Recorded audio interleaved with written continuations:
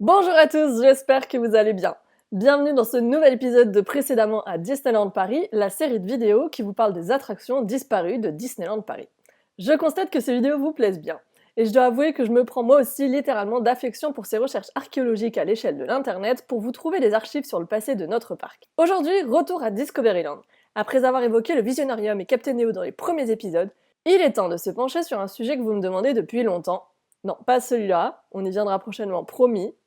Celui-là. Allez, on y va.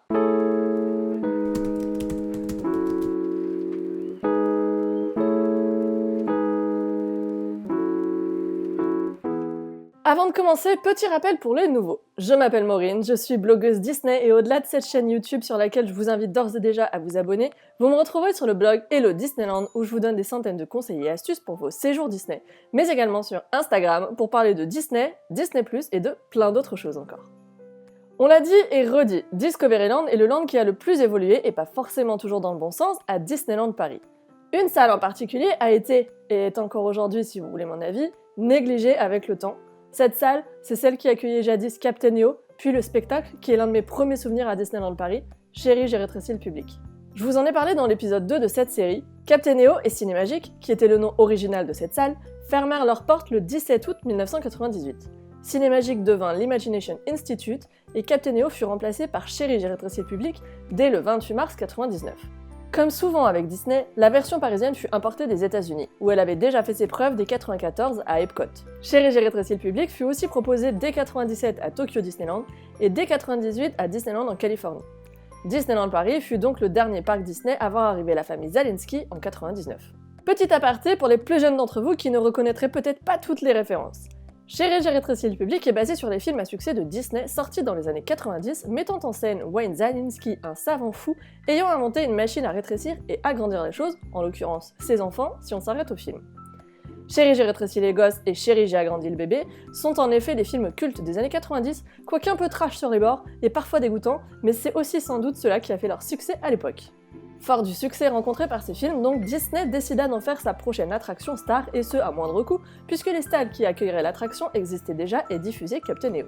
À Paris, de gros travaux furent organisés pour cette mise à jour. Le sol de la salle de Cinémagique fut entièrement détruit pour installer la nouvelle plateforme de 650 sièges qui simulera vibration et effet mouvement dans l'Imagination Institute. Les sièges de Cinémagique furent remplacés par des assises aux effets cachés nécessaires à la nouvelle expérience en 4 dimensions.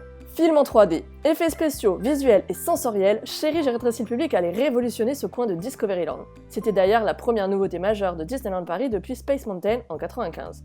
Les visiteurs ne s'y trompèrent pas, le succès fut immédiat à Disneyland Paris pour les Zalinski, et la file d'attente pour entrer dans l'Imagination Institute allait parfois jusqu'à Star Tours. Comme Captain EO, Chérie, j'ai rétréci le public était sponsorisé par Kodak.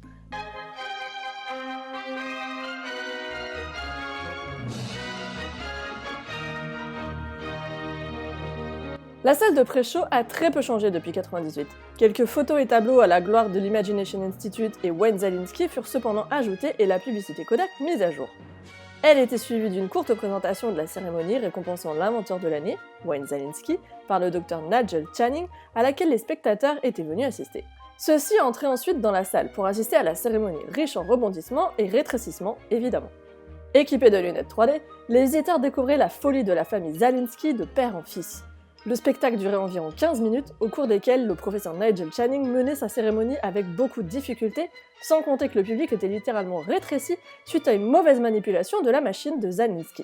L'expérience Chérie, j'ai rétréci le public était donc en 4 dimensions, et les spectateurs étaient au cours du film exposés à différents effets spéciaux novateurs pour l'époque. Soufflerie, projection d'eau et autres effets leur faisaient croire que le chien leur avait bel et bien éternué dessus, que la machine volante de Zalinski les avait vraiment frôlés, et que les souris leur passaient littéralement sous les jambes. Je n'ai hélas trouvé aucune vidéo du spectacle en français, mais je vous mets la version originale en barre d'infos pour la découvrir en intégralité. Malheureusement, le problème de ce spectacle était son obsolescence programmée. Entièrement dépendant de la technologie 3D, il fut dès le milieu des années 2000 délaissé du public désormais habitué aux films 3D au cinéma. Ajoutez à cela la montée des téléviseurs 3D dans les foyers, l'explosion de la haute définition et la disparition progressive de nombreux effets faisant le charme de l'expérience, et vous comprendrez pourquoi fin 2009, Chérie, j'ai rétréci le public n'attirait plus les foules à Discoveryland.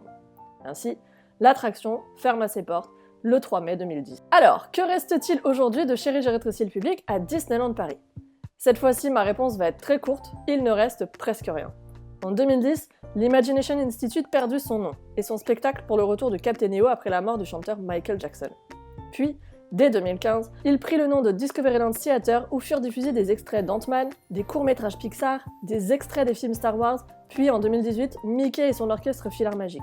De Chéri, j'ai rétréci le public, il ne reste aujourd'hui que les praxinoscopes, ces installations ludiques donnant l'illusion que l'objet est en mouvement grâce à un système de miroir.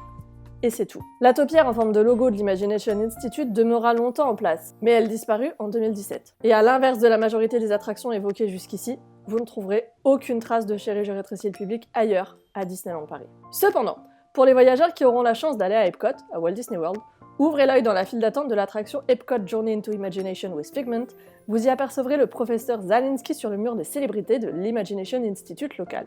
De plus, c'est le Dr Nigel Channing qui vous emmène lors de la balade avec Figment dans cette attraction. Et voilà, c'est tout pour ce nouveau voyage dans le passé de Disneyland Paris. J'espère que la balade vous a plu, et je suis sûre que vous avez été très nombreux à connaître Chéri, j'ai rétréci le public à Disneyland Paris. Si c'est le cas, encore une fois, n'hésitez pas à partager ce souvenir en commentaire, j'adore découvrir vos impressions sur ces vieilles attractions.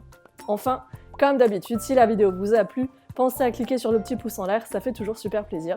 Pour ma part, je vais aller écouter la bande originale de cette attraction que j'adore, en réfléchissant à la prochaine attraction disparue de Disneyland Paris que je vous ferai découvrir. D'ici là, prenez soin de vous, et à bientôt. Bye bye!